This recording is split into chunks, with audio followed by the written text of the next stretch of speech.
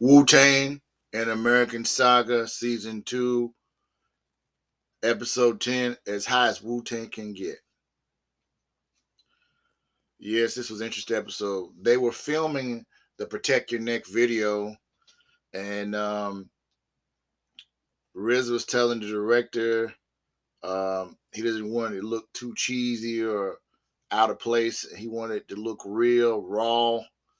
And the director says, I do what I do, you do what you do, you the rappers. And then there was an actual beat down in the neighborhood. And RZA said, told the director to film that and put that as the, I guess, the intro to the video. And that was an actual beat down by somebody getting beat down in the neighborhood. And they were jumping up and saying, Wu-Tang Clan, protect your neck. And they had Capadonna came out of jail, and he was in jail with Divine, and he was like, "You still rapping and stuff?" And he's like, "Man, the prison, coming out of prison, you don't have your mind is not focused on that." And he was telling him, "Man, you need to get in the video." And they were smoking a joint, and RZA and ODB, they cousins and stuff, him and Divine are cousins, and he said, "Man, I told you we're gonna blow up one day." He said, "I told you I was gonna go to Def Jam, and I'm going to Def Jam, and my album's gonna come up. My solo album's gonna be on Def Jam Records, this, that, and the third." And they were really excited. And, everybody was excited. And then you got a scene with Raekwon and Ghost on the rooftop where he used to sleep on in the first season when he was going through trials and tribulations, and he was thinking about all the things he went through sleeping on that rooftop and trying to stay uh safe and having his stuff locked up in that little thing up in there, and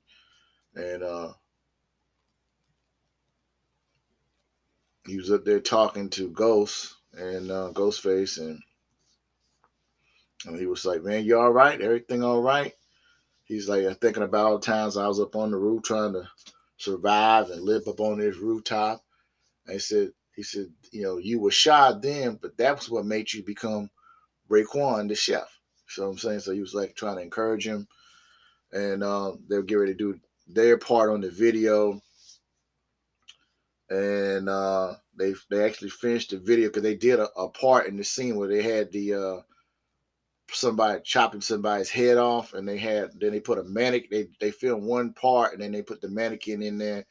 It seemed like the person got their head cut off, a little trick photography. And he took the video to Steve Rifkin from Loud Records. They signed with Loud Records, and he said, "If you want me to give you the money for the video, I can do that for you, RZA. But I give you one better. I got you a spot to do a gig at the Jack the Ripper festival in Atlanta. Because if you study the history, that was a showcase for a lot of acts, rappers, singers, to get their music out. And it was a festival in Atlanta, Georgia. So RZA was like real excited, and everybody was excited about it. And also, we see that Divine was telling RZA that they got offers. They got a deal for Method Man's album for Def Jam, and uh, also a deal for ODB. But Electra also offered gave an offer for ODB and some other stuff. So he's like, ODB wants to go to Def Jam like with Meth, but Electra's offering another deal and with some other stuff on the back end. So, and he told him, "What you think, RZA?" And RZA's like, "Go with the ELECTRA deal. Don't go with the Def Jam. He said, we need to tell Cuz about this. He's family. ODB's our family. We need to tell him about that. He's like, no, um, we managing the group and everything, and I think we should do it this way, And he said, cuz, we need to tell ODB this day. He's like, no, we're gonna do the deal with ELECTRA, and we're gonna do the deal with Jeff Dim and Memphis, with the Def Jam deal. So, and later on we find out that all that comes back in the end. A lot of those guys didn't sign the contract. Some signed them, some didn't sign it. And then there was a lot of things later on. They had to go through legal fees to get out their contracts later on. We find out later on, but this was initially, you could see it. And Power is going to his father's clothing store, and he's asked his mom questions and his dad questions about designing clothes and T-shirts. So he's trying to take the Wu-Tang logo and put it on clothes and different type of jackets and clothing. And his father and him had a little kind of tension because his dad didn't agree with him out there selling drugs and this and that.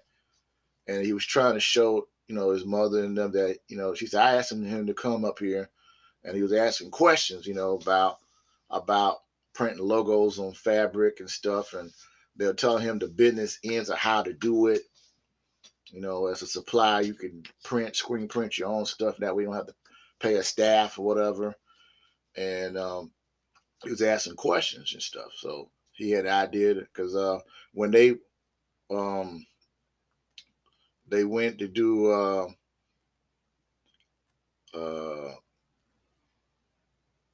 something, they were looking in the dress room, something, they found all these different clothes. They got all the name brand clothes, and they were swiping stuff up here and there, and he was looking at the fabrics and stuff, and he was getting the idea of what he could do, how he could put the logo on jackets, jeans, and shoes and whatnot.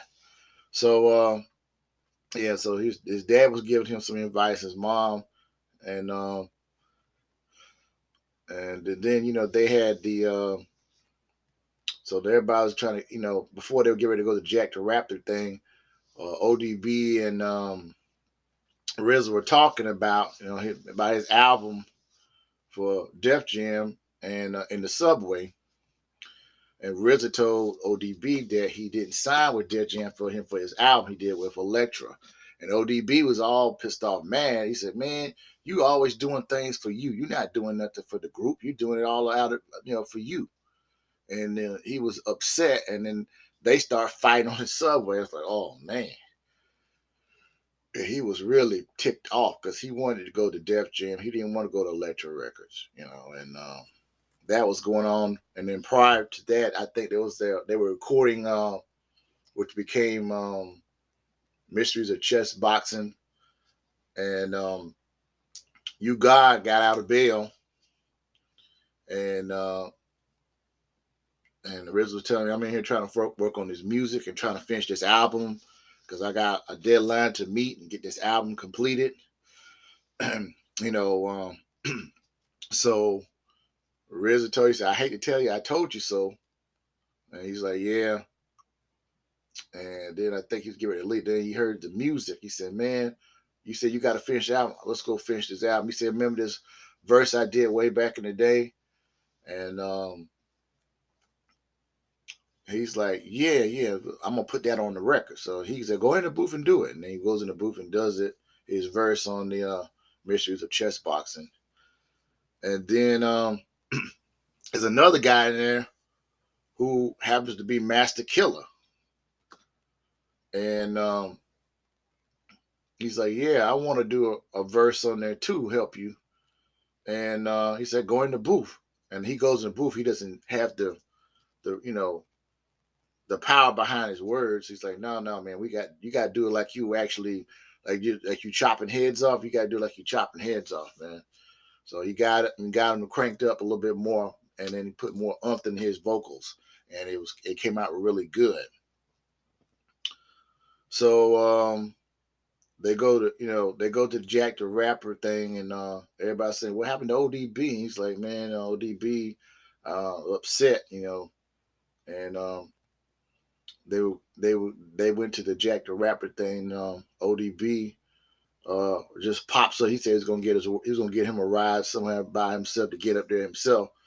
So he jumped. Everybody's there, and they said, you ain't supposed to be going down here because of your parole. He's like, man, I don't care about that, man. I'm trying to do something positive with my life and stuff. So it's a guy that was filming, like a reporter, and he got the camera and the video on the whole group members, and you guy was there, and that wasn't probably a good move on you guys' point to be there with his parole situation. So they got it on video. So and then ODB just jumps out there. He looked like he's high on something, and he just jumps up out there, and he looked like he was about to pass out. And they all doing it for the cameras and everything. Wu-Tang's the truth. Wu-Tang's for the babies. Wu-Tang this and Wu-Tang that. They was all up there, and the guy was asking questions and this and that. They was at the Jack the Rapper thing event, and a lot of different artists. Like I said, it was a popular venue for artists to get their music out, and they get ready to perform. Right before that, Ghostface, his brother, they were all at the house, and his brother got sick. One of his brothers was sick and couldn't breathe, and they got him with IV so he can get some fluids. And he said, I can't leave you and my brothers and stuff. And he told his girl and the children and the brothers. He's like, the brother basically didn't use any words, telling him to point his finger to tell him to go to the show because he wanted him to be successful in his career with the rap game. So he's like, okay, I'm going. So they all were going down there, and then they would get ready to perform, and the promoter did not want them to promote the song. He basically kicked them off the set. So they was kind of ticked off, mad. Even Steve Rifkin was upset. The security was trying to take all of them out of there, and they said, "Just let's do one song." And the promoter like, "Nah, I ain't gonna do nothing." So they was all in the restaurant. Said they done came too far to not let this go out of their hands. So they said, we're gonna have to get grimy. So they all got stocking caps put on their face, and they was getting ready to call somebody, and then they said, we're gonna rush the stage, and they was on some grimy, let's do it. And they got up on there with the stocking caps over their face, and they rushed the thing and knocked promoter up for Jack the Rapper off there, and they performed the songs and stuff, and the crowd was feeling it, and it was getting a lot of. And then at the same time, Power had the clothing's already pressed up, and he was selling the clothes in the concert. And he was like, "I want the shirt. Let me get a shirt. Get this. Let me get a jacket." And he was selling stuff right there and making that money. And it was amazing. They did great. And Riz was working on every individual person's album. He had made these little disc, hard drive disc for every member of the group for their album record. And Power had gotten a check, and he went and showed his first check to his mom and dad, and his dad was very proud of him. He's like, "We sell out everything. All the stuff is gone, and I want to do something with jeans and different other material, fabrics." And he's like, "Yeah." And his dad said, what you need to do is name your company Wu Wear. And that's how Power started the Wu Wear. He was the one responsible for the Wu Wear clothing line. So that was very interesting. You see that aspect of the story. And RZA's girl comes back from Ohio, and she's ready to be with him, and he's ready for her to be there with him. Power's girl's having a baby. She's pregnant, and he's so happy. Method Man's record is doing well and got plaques and stuff. They showed Jizza was walking down the street, and he saw the 5%, and he saw the Hebrew Israelites. He's like, man, the Hebrew Israelites thought it was gonna be some tension with the Nation guys, and he's like, man, much respect to you. Your album is doing great. You put New York back on the map again. And he was like, yeah, man, no problem, brother. You know. So everybody, and then you got a part with ODB's at this club, and he's like demanding service and drinks and stuff, and he's getting real. Uh, he's getting real. Oh boy, he's getting all. He just he was jumping across the bar and trying to get drinks, and then the guy told him, "You can't do this," and this, that, and the third, and he punched the guy out, and then the people start walking out the bar and stuff, and he's getting real. Yeah. So Riz and his girl in the bed, you know, getting lovey-dovey, and then all of a sudden there was a flood in the basement, and all the stuff got wet up, and some of the discs is all wet, and the Riz like, no, my music, no, and everything's going bad, and it goes off, and this is, I guess, the season's finale of season 2. This is really good show. We're seeing all the different aspects of what they went through and producing this Enter the Wu-Tang album, 36 Chambers. So yeah, I hope there'll be a season 3. I think it's going to be a season 3. Let's hope so. Let's cross our fingers. Thanks again, everybody. Support the channel, Moochie Heat 72. As always, everybody take care, and happy Woo Wednesday. Thank you, everybody. Have a nice day. Thank you.